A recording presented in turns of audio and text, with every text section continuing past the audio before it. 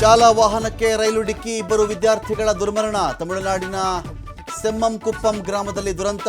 ರೈಲು ಬರುತ್ತಿರುವುದನ್ನು ಗಮನಿಸದೆ ತೆರಳುತ್ತಾ ಇದ್ದಾಗ ಡಿಕ್ಕಿ. ಚುನಾವಣೆಗಿಂತ ಮುಂಚೆ ಬಿಹಾರದಲ್ಲಿ ಭರ್ಜರಿ ಗಿಫ್ಟ್. ಸರ್ಕಾರಿ ನೌಕರಿಯಲ್ಲಿ ಮಹಿಳೆಯರಿಗೆ ಮೀಸಲಾತಿ. ಶೇಕಡಾ 35ರಷ್ಟು ರಿಸರ್ವೇಷನ್ ಘೋಷಣೆ ಮಾಡಿದ ನಿತೀಶ್ ಕುಮಾರ್. ತೆರಿಗೆ ನೀತಿ ವಿಚಾರದಲ್ಲಿ ಮತ್ತೆ ಟ್ರಂಪ್ ಯೂಟರ್ನ್. ನಾಳೆಯಿಂದ ಜಾರಿಯಾಗಬೇಕಾಗಿದ್ದ ಸುಂಕ ನೀತಿಗೆ ಮತ್ತೆ ಗಡುವು. ಜುಲೈ 9ರ ಬದಲು ಆಗಸ್ಟ್ 1ಕ್ಕೆ ವಿಸ್ತರಣೆ. ರಿಯಲ್ ಎಸ್ಟೇಟ್ ಸಂಸ್ಥೆ ವಂಚನೆ. ರಾಯಭಾರಿ ನಟ ಮಹೇಶ್ ಬಾಬುಗೆ ಸಂಕಷ್ಟ.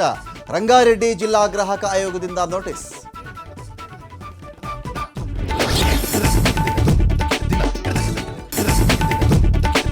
ಶಾಲಾ ವಾಹನಕ್ಕೆ ರೈಲು ಡಿಕ್ಕಿ, ಇಬ್ಬರು ವಿದ್ಯಾರ್ಥಿಗಳ ದುರ್ಮರಣ. ತಮಿಳುನಾಡಿನ ಸೆಮ್ಮಂಕುಪ್ಪಂ ಗ್ರಾಮದಲ್ಲಿ ದುರಂತ.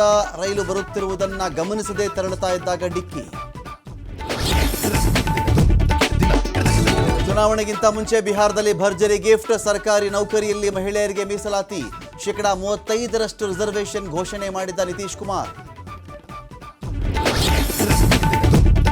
ತೆರಿಗೆ ನೀತಿ ವಿಚಾರದಲ್ಲಿ ಮತ್ತೆ ಟ್ರಂಪ್ ಯೂಟರ್ನ್. ನಾಳೆಯಿಂದ ಜಾರಿಯಾಗಬೇಕಾಗಿದ್ದ ಸುಂಕ ನೀತಿಗೆ ಮತ್ತೆ ಗಡುವು.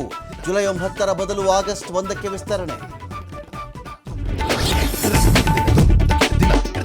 ರಿಯಲ್ ಎಸ್ಟೇಟ್ ಸಂಸ್ಥೆ ವಂಚನೆ. ರಾಯಭಾರಿ ನಟ ಮಹೇಶ್ ಬಾಬುಗೆ ಸಂಕಷ್ಟ. ರಂಗಾರೆಡ್ಡಿ ಜಿಲ್ಲಾ ಗ್ರಾಹಕ ಆಯೋಗದಿಂದ ನೋಟಿಸ್.